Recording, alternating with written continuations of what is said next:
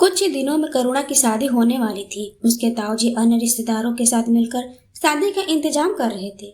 करुणा को जैसे इस सब से कोई मतलब नहीं था। वह बैठकर अपनी माँ को याद कर बस रोती रहती थी। शादी से 2 दिन पहले शोभा भी आ गई। शोभा को देखकर करुणा की कुछ आस बंधी। यहाँ तो सब उसे पराये ही नजर आ रहे थे। इसी कारण शोभा को करुणा की ताई जी पसंद नहीं करती थी, लेकिन बड़े घर की बेटी थी इसलिए कुछ बोल नहीं पाती थी। शोभा ने आकर शादी की सभी तैयारियों का जायजा लिया। जहां भी उसे कमी नजर आई उसने अपने हिसाब से सब ठीक कराया। शोभा शहर से रुपए और जेवर लेकर आई थी। उसने जेवर करुणा को दिए तो करुणा बोल पड़ी, बहन इसकी क्या जरूरत थी, तू आ गई बस, मेरी शादी के लिए यही काफी है। शोभा ने उसे समझाते हुए कहा, देख मैं जो कुछ भी कर रही हूँ तेरी भलाई के लिए कर रही हूँ। ये पैसे और जेवर तू अपने पास रख ले, किसी को मत बताना। जीवन में कहीं भी फंस जाए तो ये रुपए और जेवर तेरे काम आएंगे। और हाँ, मेरा फोन नंबर हमेशा संभाल कर रखना। वैसे मैं तेरे ससुराल भी आऊंगी, कभी तुझे मेरी जरूरत पड़े तो फोन जरूर करना। यह सब सुनकर करुणा की आंखों से आंसू बह रहे थे। वो बोली, बहन तू मेरे बचपन की सहेली है, फिर भी तूने एक बहन से बढ़कर मेरे लिए किया है। यहाँ जितने लोग हैं वे किसी न किसी कारण से मेरे साथ लगे हैं। कोई मकान हड़पना चाहता है, कोई मुझसे अपना पीछे छुड़ाना चाहता है। मैं तेरा ये उपकार कैसे चुकाऊंगी। शोभा ने उसे डांटते हुए कहा, खबरदार जो बेकार की बातें की, तू मेरी छोटी बहन है। अब इतना मत सोच और अपने आने वाले कल को सजाने के सपने देखना शुरू कर दे। यह सुनकर करुणा और शोभा दोनों हंसने लगी। समय जैसे पंख लगाकर उड़ रहा था। शादी वाले दिन दोपहर को करुणा के ताई जी करुणा के पास आए और बोले, बेटी तेरी शादी का खर्च चुकाने के लिए मैं सोच रहा था तेरे जाने के बाद इस मकान को किराए पर चढ़ा दूं, इससे कर्ज चुक जाएगा। तभी पीछे खड़ी शोभा बोली, ताऊ जी ऐसा कौन सा बड़ा कर्ज हो गया इस शादी में। न हम दावत कर रहे हैं, न ज्यादा बारात आ रही है, केवल 5 लोग आ रहे हैं। उनका मान सम्मान करना है और वो तो एक जोड़े में ब्याह कर ले जा रहे हैं। मुझे याद है जब बात हुई थी तो दान दहेज के लिए तो पहले ही हमने मना कर दिया था। शोभा की बात सुनकर ताऊजी ने गुस्से में कहा, तुम बच्चे कुछ जानते हो नहीं और बकवास करनी शुरू कर देते हो। ऐसा ही है तो शाम को बारात खुद संभाल लेना। करुणा ने शोभा को चुप कराते हुए कहा, ठीक है ताऊ जी, आपको जो ठीक लगे वही सही है। वैसे भी मैं तो जा रही हूँ, कम से कम इस बहाने घर की साफ सफाई होती रहेगी। यह सुनकर ताऊ जी ने घूर कर शोभा की ओर देखा, फिर करुणा के सर पर हाथ फेरकर वापस चले गए। करुणा, ये तेरा मकान हड़पने की साजिश है, शोभा ने कहा। करुणा ने उसे हाथ पकड़कर अपने पास बैठाया और बोली, जाने दे शोभा, क्या कर सकते हैं। इन लोगों से बहस करके कोई फायदा नहीं है, पैसे भी किराए पर दे रहे हैं। शोभा चुप रह गई। शाम को बारात आई, सादा तरीके से शादी हो गई। सुबह जब विदाई का समय आया तो करुणा फूट फूट कर रोने लगी। शोभा, ऐसा लग रहा है जैसे मेरा सब कुछ छूटा जा रहा है। शोभा ने उसे संभालते हुए कहा, करुणा जीवन में आगे बढ़ना पड़ता है। एक घर छूट रहा है तो दूसरा घर मिल भी तो रहा है, चिंता मत कर। शोभा करुणा को आस बंधा रही थी, लेकिन उसके मन में भी कई विचार आ रहे थे। कैसे नए घर में रहेगी, उससे वहां कोई कष्ट होगा तो कोई पूछने वाला ही नहीं है। कुछ देर बाद करुणा की विदाई हो गई। करुणा को विदा करके भारी मन से शोभा भी वापस अपने घर आ गई। शोभा की माँ ने पूछा, बेटी सब ठीक से निपट गया ना। शोभा ने कहा, हाँ माँ सब ठीक था, बस करुणा बहुत रो रही थी। यह सुनकर शोभा की माँ ने कहा, हाँ बेटा बेचारी अनाथ है, उसे तो कोई बुलाने वाला ही नहीं है। ये समझो उसका मायका तो खत्म ही हो गया। शोभा भारी मन से शहर की ओर रवाना हो गई। घर पहुंचकर करण को उसने सारी बात बताई। सब सुनकर करण ने कहा, ठीक है शोभा, जब भी फुर्सत हो उससे मिल आना। और रही बात बुलाने की तो किसी त्योहार पर तुम उसे बुला लेना, कभी उसके साथ त्योहार मनाने चलेंगे। शोभा को यह सुनकर बहुत खुशी हुई कि उसके पति का दिल उससे भी बड़ा है। इधर करुणा जब अपने ससुराल पहुंची तो देखा एक टूटा सा मकान है। गाँव में घर के आंगन में कुछ औरतें बैठी थी। कुछ औरतें उसे आगे ले जा रही थी। तभी उसने देखा कि पास ही एक खाट पर एक आदमी बेहोश सा पड़ा था। करुणा उसे देखकर डर गई। तभी उसकी सास ने कहा, अरे डर मत, ये तेरा देवर है, कल शादी की खुशी में ज्यादा पी गया है, तू अंदर चल। करुणा अंदर एक कमरे में जाकर बैठ गई। मिट्टी से लीपा गया फर्श, जिस पर एक चटाई बिछी थी। करुणा को वहां बैठाया गया। घर में काफी चहल पहल थी। कुछ देर बाद करुणा से पूजा करवाई गई। करुणा की सास करुणा से सारे रीति रिवाज करवा रही थी। सभी कामों से निपटकर एक औरत ने करुणा से कहा, बहू थोड़ा आराम कर लो, बहुत थक गई होगी। वह एक तकिया दे गई। जाते समय दरवाजा बंद कर करुणा तकिए को सिरहाने लगाकर लेट गई। थकान के कारण उसका शरीर टूट रहा था। कुछ ही देर में उसे नींद आ गई। करुणा की नींद टूटी तो देखा रात हो चुकी थी। कमरे में अंधेरा था, उसे कुछ दिखाई नहीं दे रहा था। उसने किसी तरह टटोलकर कमरे का दरवाजा थोड़ा सा खोला तो देखा बाहर कई औरतें बैठकर बातें कर रही थी। थोड़ी देर में एक लड़की कमरे में आई। उसने कमरे की लाइट जलाई, फिर वह करुणा को अपने साथ लेकर आंगन में आ गई। यहाँ शादी की बाकी रस्में निपटाने लगी। कंगन की रस्म के समय उसने अपने पति को ढंग से देखा, वे मुस्कुरा रहे थे। सारी रस्मों के बाद करुणा और उसके पति राकेश को औरतें एक कमरे में छोड़ आई। राकेश ने करुणा से कहा, देखो, इस घर में तुम्हें किसी बात की तकलीफ नहीं होगी। मैं जानता हूँ तुम्हारे घर में अब कोई नहीं है, लेकिन चिंता मत करना, मैं तुम्हारा हमेशा साथ दूंगा। मेरी माँ कुछ सख्त स्वभाव की है। बस एक बात है, मेरे घर में मेरा छोटा भाई बंटी कुछ बिगड़ गया है। माँ के लाड प्यार ने उसे बिगाड़ दिया है। मैं कोशिश कर रहा हूँ कि वह कहीं काम पर लग जाए तो उसकी भी शादी कर दें। करुणा सब कुछ सुन रही थी। उसे अब कुछ सुकून मिल रहा था। करुणा को ससुराल आए पूरा 1 महीना हो गया था। इस बीच एक बार भी उसके ताई ताऊ ने उसकी खबर नहीं ली कि बेटी को एक बार घर बुला ले। शोभा का हर तीसरे चौथे दिन फोन आ जाता था। रात के समय जब राकेश वापस आते तभी शोभा करुणा से बात करती थी। एक दिन शोभा ने कहा, करुणा, मैं एक बार तेरे ससुराल आना चाहती हूँ और तुझे अपने घर लाना चाहती हूँ। यह सुनकर करुणा ने कहा, शोभा, मैं अभी नहीं आ सकती। दरअसल सर्दी का समय है, मुझे इन्हें सुबह ही खाना बनाकर देना होता है। मेरी सास से ज्यादा काम नहीं होता। गर्मियों में मैं तुमसे मिलने जरूर आऊंगी। धीरे धीरे समय बीत रहा था। इधर शोभा और उसके पति करण ने अपने घर के पास ही एक जमीन खरीद ली। उस जमीन पर वे एक बड़ा सा हॉस्पिटल बना रहे थे। शोभा और करण काम में इतना बिजी हो गए कि उन्हें करुणा का ध्यान ही नहीं रहा। दोनों ने अपनी नौकरी छोड़ दी। बैंक से लोन लेकर पूरा हॉस्पिटल तैयार किया। अस्पताल पूरा होने पर वह सभी सुविधाओं से सुसज्जित था। शोभा और करण दिन रात अस्पताल को सुचारू रूप से चलाने के काम में लग गए, जिसमें स्टाफ को भर्ती करना, सारी मशीनें लगाना, पूरे स्टाफ को ट्रेनिंग देना। इन्हीं सब में 2 साल बीत गए। इस बीच न तो करुणा का फोन आया, न शोभा उसे फोन कर पाई। 2 साल बाद एक दिन शोभा अपने घर में बैठी थी, तभी उसे करुणा का ध्यान आया। शोभा ने अपने पति करण से कहा, हे भगवान, मैं तो अपनी परेशानियों में करुणा को भूल ही गई, न उसका फोन आया। करण ने कहा, क्या करें शोभा, इतना बड़ा काम था, 1 मिनट की फुर्सत भी नहीं मिली। चलो अब फोन कर लो। शोभा ने उस फोन मिलाया, लेकिन फोन स्विच ऑफ था। कई बार मिलाने पर भी जब नहीं मिला तो करण ने कहा, हो सकता है फोन बंद हो। कई बार गांव में रात को लाइट नहीं होती, चार्ज नहीं हुआ होगा, कल मिला लेना।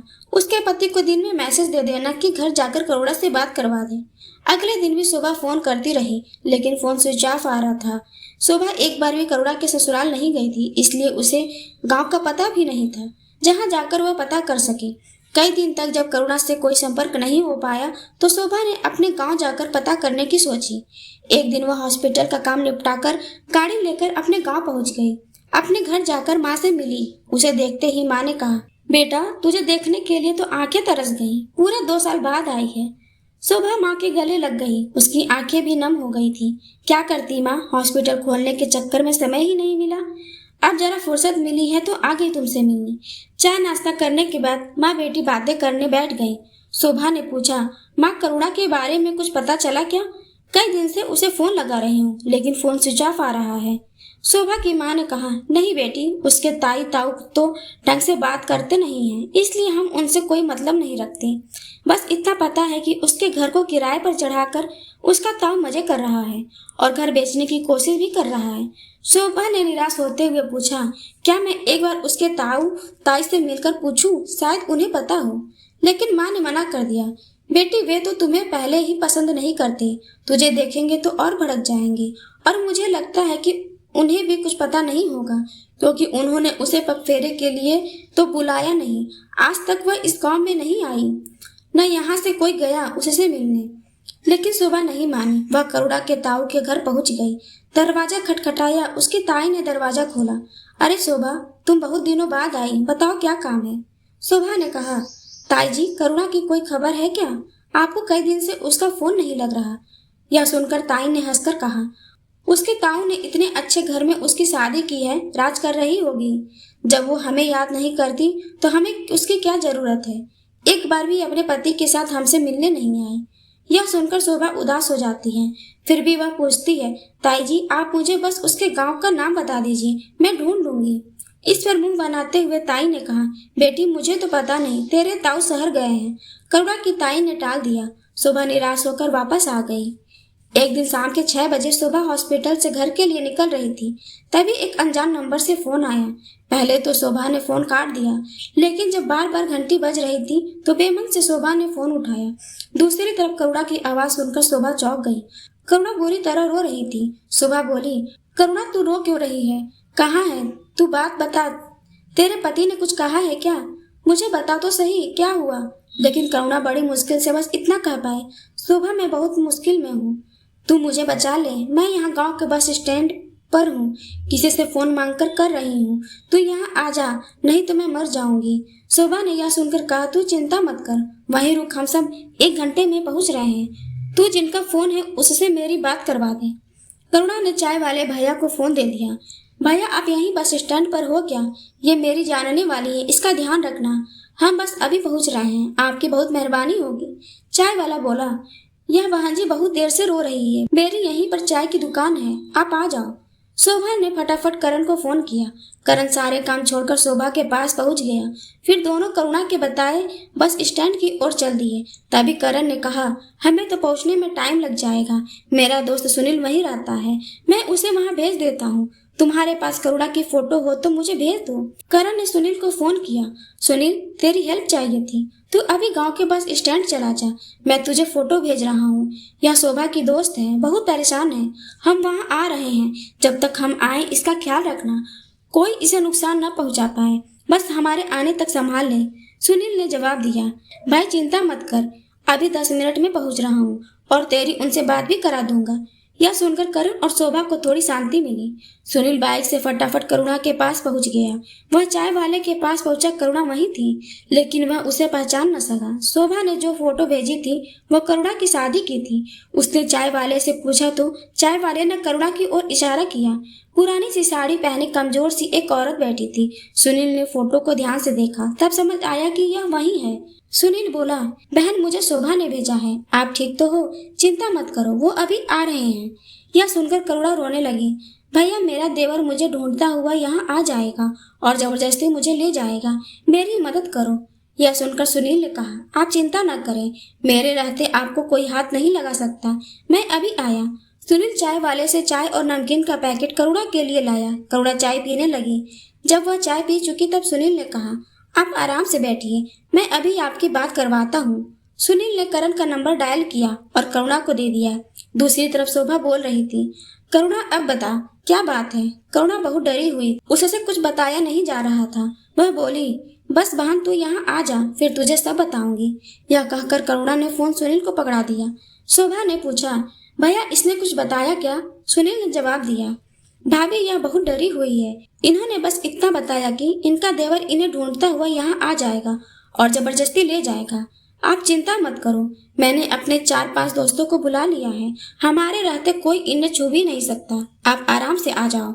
यह सुनकर शोभा ने कहा, भैया आपका बहुत बहुत धन्यवाद, ये मेरी बचपन की सहेली है, 2 साल से इससे कोई कांटेक्ट नहीं हो पाया, बस कुछ देर और इसका ध्यान रखिए, हम बस पहुंच ही रहे हैं। सुनील बोला, अरे भाभी ये भी तो मेरी बहन जैसी है, आप चिंता मत करें, आराम से आए। शोभा ने फोन काट दिया और करण से बोली, बात समझ नहीं आ रही, उसका देवर क्यों उसके साथ जबरदस्ती कर रहा है? उसका पति कहाँ है? करुणा ने बताया था कि उसका देवर तो गुंडा टाइप का है, सारे दिन शराब पीकर पड़ा रहता है, लेकिन इसके पीछे क्यों पड़ा है? लगता है इसका पति कहीं काम से बाहर चला गया होगा। करण ने शोभा को समझाते हुए कहा, शोभा चिंता मत करो, अभी आधे घंटे में हम पहुंच जाएंगे। फिर करुणा से अच्छे से पूछ लेना, फोन पर न तो वो बता पाएगी न तुम कुछ समझ पाओगी। वैसे भी अब उसका देवर कुछ नहीं कर पाएगा। सुनील को मैं जानता हूँ, वह अखाड़ा चलाता है, उसके अखाड़े के लड़के वहां पहुंच गए होंगे, उन्हें देखकर उसका देवर सामने भी नहीं आएगा। शोभा बहुत परेशान थी। हे भगवान, करुणा मिली भी तो किस हाल में? बेचारी के जीवन में कोई न कोई परेशानी खड़ी ही रहती है। मुझे तो इसके पति पर गुस्सा आ रहा है, जब उसे पता है कि इसके माता पिता है नहीं और खुद का भाई गुंडा है तो उसे अकेला क्यों छोड़ दिया, अपने साथ शहर ही ले जाता। करण और शोभा इसी तरह बातें करते करते बस स्टैंड पहुंच गए। शोभा जैसे ही करुणा के पास पहुंची वह उसे देखकर दंग रह गई। कितनी कमजोर हो गई थी करुणा। एक पुरानी सी साड़ी पहने, हाथ में एक कपड़े का पुराना सा बैग, कुछ देर के लिए तो शोभा उसे देखते ही रह गई, कुछ बोल नहीं पाई। फिर उसने कहा, करुणा। करुणा जो अभी सर झुकाए बैठी थी, शोभा की आवाज सुनकर जैसे उसमें जान आ गई। वह शोभा को देखकर रोने लगी और उससे लिपट गई। बहन तू आ गई, मुझे बचा ले, नहीं तो ये लोग मुझे मार डालेंगे।